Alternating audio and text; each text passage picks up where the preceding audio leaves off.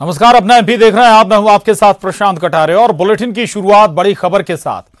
2 दिन से जारी तकरार के बाद आखिरकार प्रदेश में शराब की दुकानों के शटर उठने शुरू हो गए।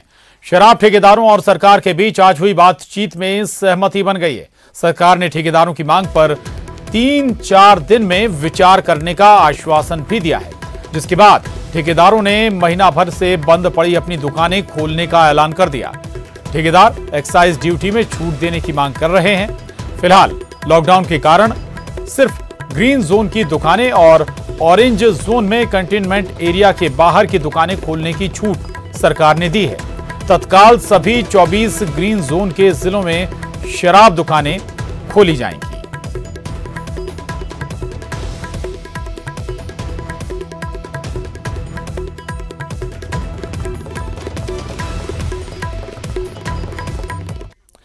उधर आबकारी विभाग के अफसरों और शराब ठेकेदारों के बीच हुई बैठक में सहमति के बाद प्रदेश के 24 ग्रीन जिलों में शराब की दुकानें खुल गई हैं।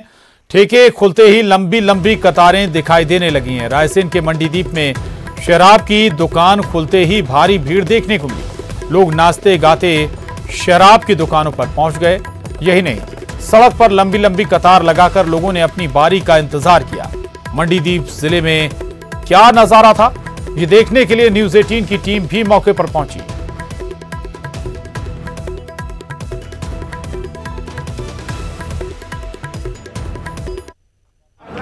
मध्य प्रदेश में आखिरकार शराब की दुकानें खुल गई हैं और दुकानें खुलते ही उनके बाहर शराबियों की कतार लग गई है। इस वक्त हम रायसेन जिले की सीमा में मौजूद हैं और यहाँ पर शराब की दुकान खोली गई है। दुकान खुलते ही यहाँ आप देख सकते हैं कि कितनी लंबी जो कतार है वो यहाँ पर लगी हुई है। और शराब के जो शौकीन हैं, जिन्हें पिछले कई दिनों से इंतजार था कि कब दुकानें खुलेंगी और कब वो यहाँ पर आके शराब ले सकेंगे। हम आपको दिखाना चाहते हैं कि आखिरकार ये जो शराब है वो यहाँ कितने लोगों को खींच कर ले आई है। हम कुछ लोगों से बात भी करना चाहेंगे। अच्छा, ये बताइए कि आप जो है कितनी देर से यहाँ खड़े हैं कतार में? सर 15-20 मिनट हो गए। कब से नहीं मिली है? सर वही लॉकडाउन जब से बंद हुआ था, जब से 2 महीने होने पे समथिंग। वैसे आदत सी नहीं है, कभी जब ले लेते। अब खुली है कलारी, क्या भरोसा फिर बंद हो जाए, इसीलिए अभी ले ली। कितनी बोतल लेंगे? है? कितनी लेंगे? बस सिंगल एक। फिर उसके बाद नहीं, बस उतने में हो जाएगा, वो तो फिर खुल ही जाएगा। पैक बना के फिर घर में जो है करें। वो तो चलता है। तो ये आप देख सकते हैं कि शौकीन हैं वो लोग यहाँ लगे। हम और आपको आगे दिखाना चाहते हैं इस कतार में लगे हुए लोगों को, उनसे बात करेंगे। अच्छा, ये बताइए कि आप कितने दिनों बाद आपको मिल रहा है? 1 महीने बाद। 1 महीना हो गया।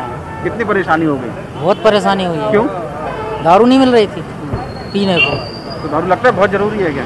जरूरी तो नहीं है, लेकिन सही है। फिर बस तो ये फैसला क्या ठीक किया गया है सरकार ने?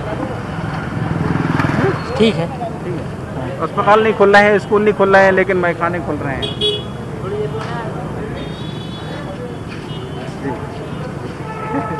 इनकी मुस्कान बाकी की सभी बातें कह रही है और शायद ये सवाल सरकारों के जहन में भी होंगे कि क्यों ऐसा हो रहा है। हालांकि अर्थव्यवस्था और तमाम जो मुहावरे हैं वो चल रहे थे कि इसमें बड़ा योगदान है अर्थव्यवस्था में शराब की दुकानों का, और शायद यही वजह है इन शराबियों का जो यहाँ पर खड़े हुए हैं।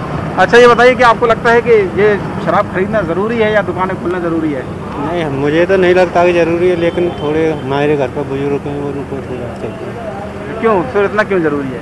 अब तो वही जाने। ये जाने का कौन? खरीदने तो आप आए हैं, तो आप ही जानेंगे। नहीं, तो वो तो भेज दिया उन्होंने, बोले कि वो अगर खुला हो तो ले आना। अच्छा, किसी और के लिए लेने आए? अंकल के लिए। आप नहीं पीते हैं?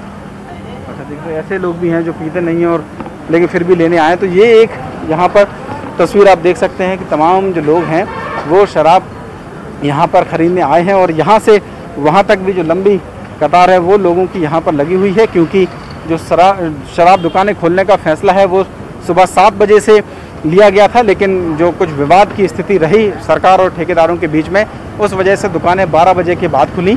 और जैसे ही खुली तो फिर तस्वीर क्या है ये खुद आपके सामने है। कैमरामैन दीपक के साथ शरद श्रीवास्तव, न्यूज़ 18 रायसेन। और लॉकडाउन में घरों में कैद रहने वाली जनता को जब शराब बिक्री कि खबर मिली तो मदिरा प्रेमियों की खुशी का ठिकाना नहीं था। आपको एक ऐसे ही मदिरा प्रेमी की तस्वीर दिखाते हैं जो शराब की बोतल मिलने के बाद सड़क पर खुशी के मारे पागल सा हो गया और मीडिया के कैमरे की तरफ देखकर डांस तक करने लगा। अभी देखिए इस शख्स का वीडियो। ये वीडियो मंडीदीप का बताया जा रहा है कि कई घंटे तक कतार में लगने के बाद जब मदिरा प्रेमी के हाथों में शराब आई तो उसकी खुशी का ठिकाना नहीं रहा।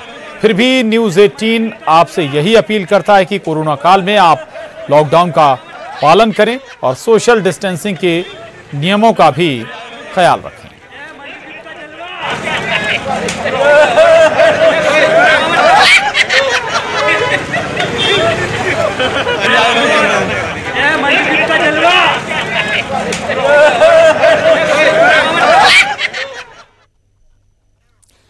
लॉकडाउन 3 शराबियों के लिए खुशियों का पैगाम लेकर आया। उनकी खुशी छिपाए नहीं छिप रही है, फिर भले वो गलती ही क्यों ना करें। शराब मिलने की इस खुशी में वो अपनी गलती भी मासूमियत से स्वीकार कर रहे हैं। मंडला में एक ऐसा ही वीडियो सामने आया है।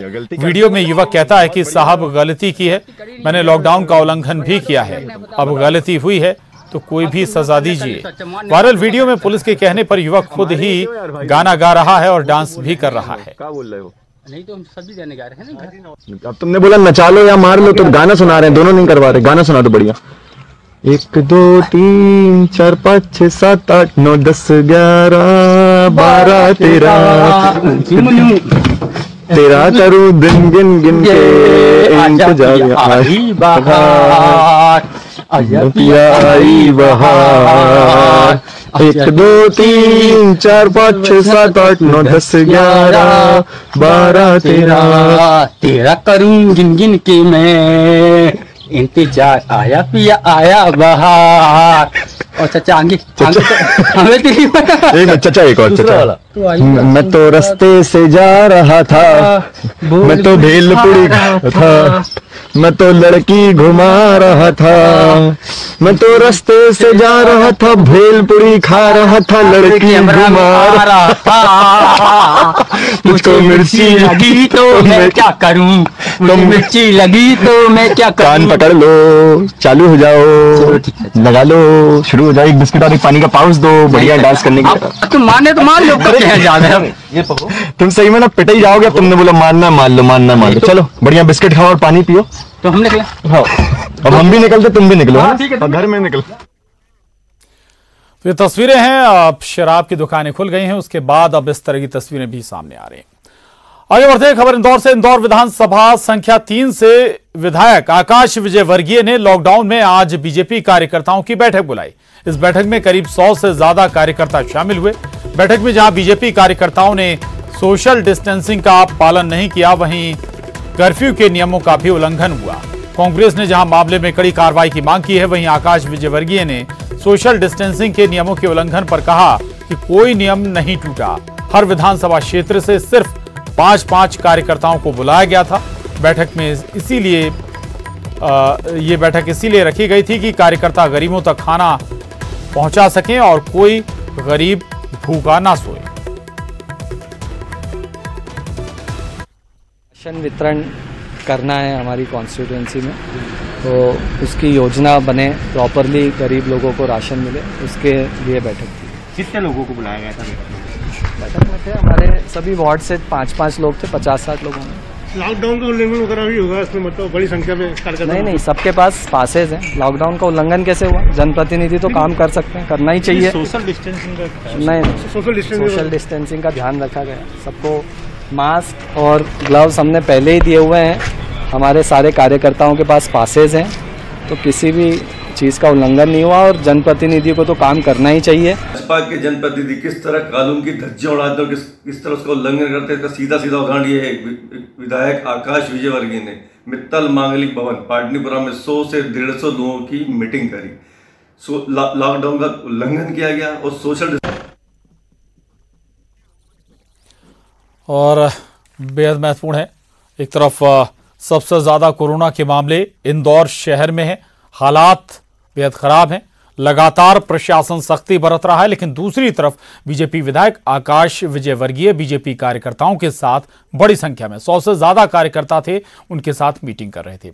अरुण त्रिवेदी हमारे साथ जुड़ गए हैं और जानकारी के साथ। अरुण, ठीक है, अच्छी बात है आप भूखों को खाना खिलवाएं, उसमें कोई किसी को आपत्ति नहीं होगी, अच्छा काम है, लेकिन लॉकडाउन का तो कम से कम पालन करें।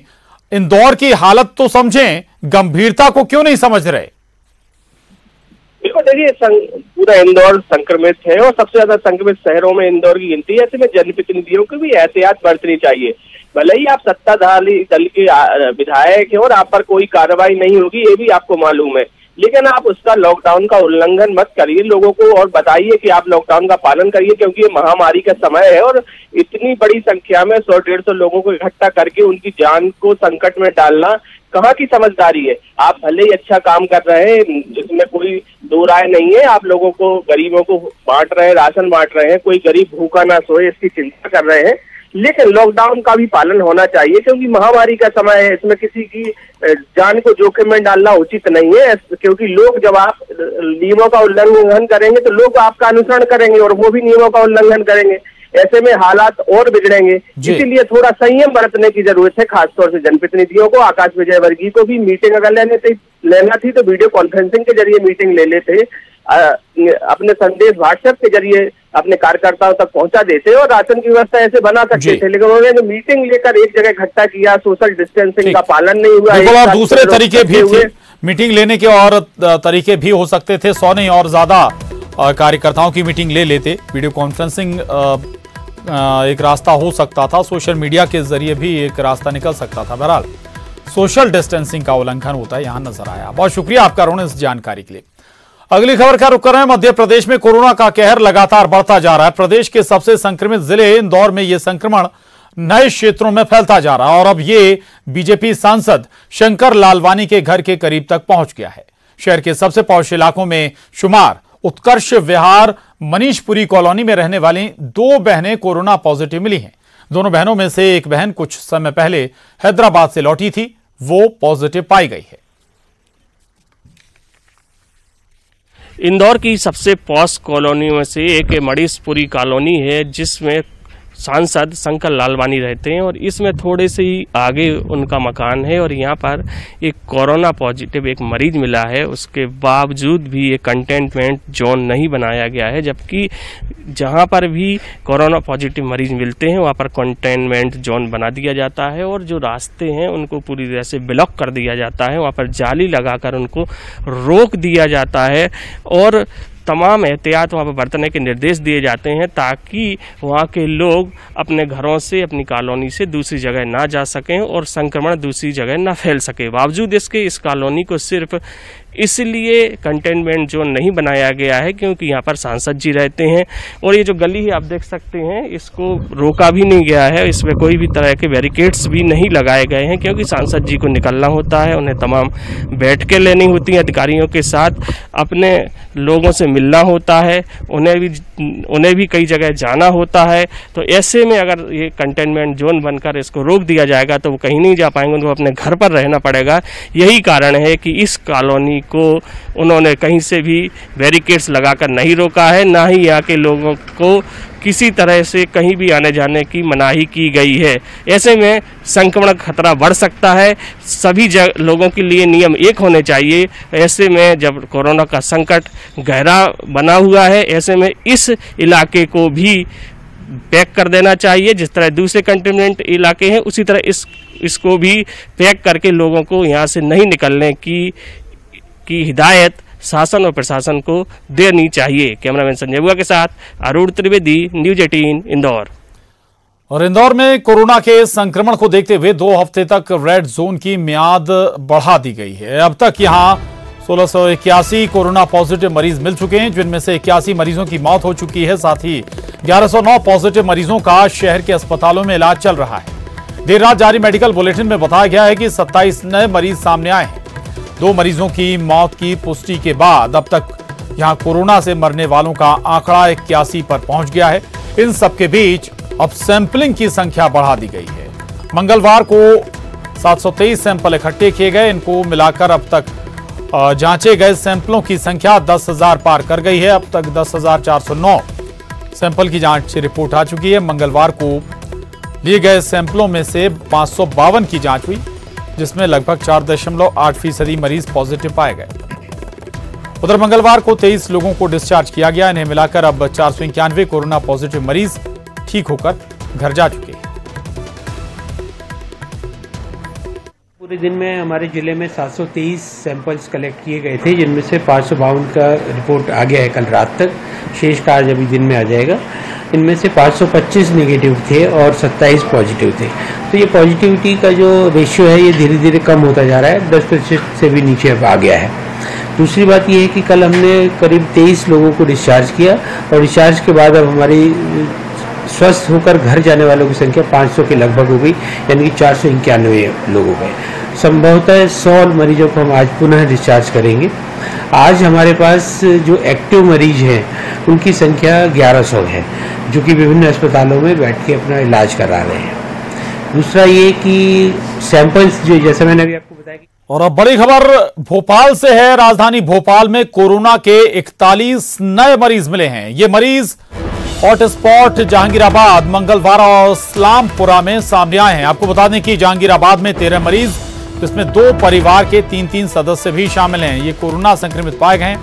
कोरोना पॉजिटिव में 4 नाबालिग भी शामिल हैं। तो आज बड़ा आंकड़ा बढ़ा है कोरोना संक्रमितों का। भोपाल में, राजधानी भोपाल में आज 41 नए कोरोना पॉजिटिव मामले सामने आए हैं। लेकिन सबसे महत्वपूर्ण बात यह कि ये सभी कोरोना पॉजिटिव मामले यहां बने हॉटस्पॉट से निकलकर सामने आए हैं, जिनमें जहांगीराबाद, मंगलवारा और इस्लामपुरा शामिल हैं। तो 41 और नए कोरोना पॉजिटिव मरीज भोपाल में जुड़ गए।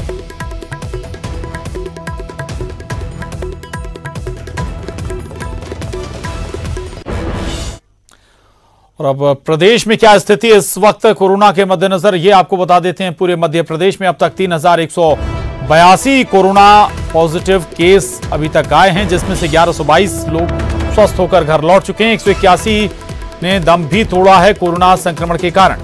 इंदौर का जिक्र करें, इंदौर में अभी तक 1681 कोरोना पॉजिटिव मामले सामने आए। 81 की मौत हो चुकी है, 491 मरीज स्वस्थ हो चुके हैं। वहीं मुरैना में 18 पॉजिटिव केस सामने आए, 14 स्वस्थ हो गए। उज्जैन में 195 पॉजिटिव केस, 40 की मौत हुई, 40 मरीज स्वस्थ हुए। जबलपुर में 109 कोरोना पॉजिटिव मरीज सामने आए, 2 लोगों की गई जान, 15 मरीज स्वस्थ हो चुके हैं। भोपाल में 638 कोरोना पॉजिटिवों का आंकड़ा पहुंच गया है, 19 लोग दम तोड़ चुके हैं। कोरोना संक्रमण के चलते 331 मरीज अभी तक स्वस्थ भी हो चुके हैं, जबकि ग्वालियर में 11 कोरोना पॉजिटिव केस सामने आए, 6 मरीज स्वस्थ हुए। अब ये आप दूसरे जिलों की तस्वीर भी देख सकते हैं। मंदसौर में 40 मामले, रतलाम में 20, शाजापुर में 6, देवास में 26, टीकमगढ़ में 3, सतना 1, सागर 5 अभी तक कोरोना के संक्रमित मामले सामने आए। हालांकि कुछ अब ठीक होकर भी, स्वस्थ होकर भी घर लौट चुके हैं।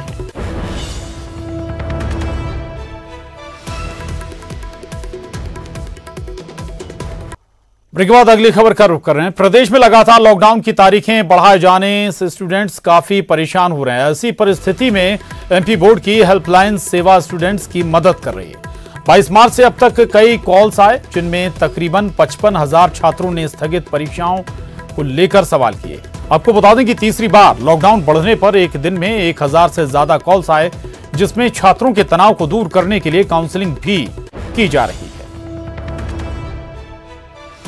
10वीं और 12वीं के कुछ पेपर लॉकडाउन के चलते अब तक स्थगित हैं। ऐसे में छात्र छात्राओं की पेपर को लेकर लगातार चिंता बढ़ रही है और एमपी बोर्ड ने जो हेल्पलाइन शुरू की है उस पर छात्र छात्राओं के लगातार पेपर को लेकर सवाल भी और कॉल भी पहुंच रहे हैं। इस वक्त हमारे साथ एमपी बोर्ड के हेल्पलाइन के डायरेक्टर हेमंत शर्मा। सर, छात्र छात्राओं की चिंता बहुत ज्यादा बढ़ी हुई है कि एग्जाम कब होगा। पहले के मुकाबले अब कितने कॉल हेल्पलाइन पर पहुंच रहे हैं? लगभग अभी जो कॉल आ रहे हैं लगभग 500 से 1000 कॉल के बीच में आ रहे हैं और लगभग जब से माने हेल्पलाइन है तो लगभग 55,000 कॉल्स आ चुके हैं। हाँ, लॉकडाउन के भी। और बच्चों में माने विशेषकर यही चिंता है कि परीक्षा कब होएगी, लॉकडाउन कब खुलेगा, हमारे पेपर होंगे कि नहीं होंगे, या हमको जनरल प्रमोशन मिलेगा। इस तरह की बहुत सारी समस्याएं और कुछ बच्चे मानसिक परेशानी भी हो रहे हैं। तो ये सारी सुविधा देखते हुए, क्योंकि लॉकडाउन था, तो माध्यमिक शिक्षा मंडल ने इस हेल्पलाइन को घर से ही प्रारंभ कर दिया। अभी सभी काउंसलर्स अपने अपने घर से काउंसलिंग कर रहे हैं और बहुत अच्छे से बच्चों को समझाइश दे रहे हैं ताकि बच्चों को किसी तरह का मानसिक अवसाद ना हो। मानसिक तनाव आपने कहा 20 लाख छात्रों पर लगभग, क्योंकि लगभग जो इस साल 10वीं और 12वीं मिला के जो छात्र हैं, लगभग 18 से 20 लाख के बीच में छात्र हैं, तो उनको पूरा मानसिक, क्योंकि सभी बच्चों को लग रहा है कि हमारी परीक्षा होगी कि नहीं होगी। रोज़ पेपर में अलग अलग तरह की न्यूज़ आ रही है, कई हाँ, उस तनाव को दूर किया जा रहा है, उनको बताया जा रहा है।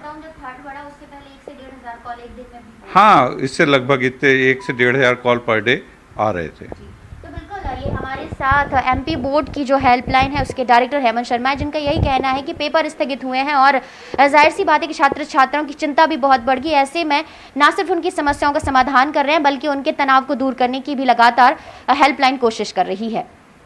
कैमरामैन अजय तंवर के साथ रंजना दुबे, न्यूज़ 18 भोपाल। और इस वक्त खबर मुंबई से है। मुंबई के भिवंडी थाना इलाके के शंकर कंपाउंड में केमिकल गोडाउन में आग लगने से अफरा तफरी मच गई है। तो ये बड़ी खबर है मुंबई से। मुंबई का भिवंडी थाना इलाका, जहां शंकर कंपाउंड में केमिकल गोडाउन में ये जबरदस्त आग लगी हुई है और इस आग के बाद अफरा तफरी का माहौल है।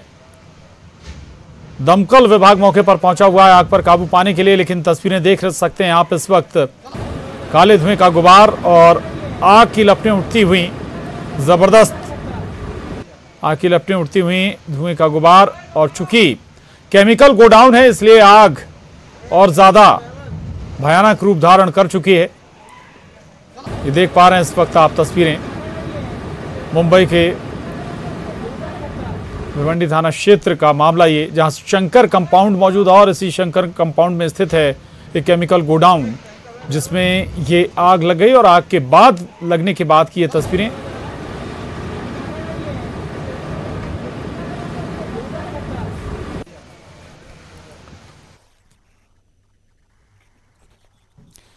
और इसके साथ ही बुलेटिन में बस इतना ही। खबरों का सिलसिला लगातार जारी है।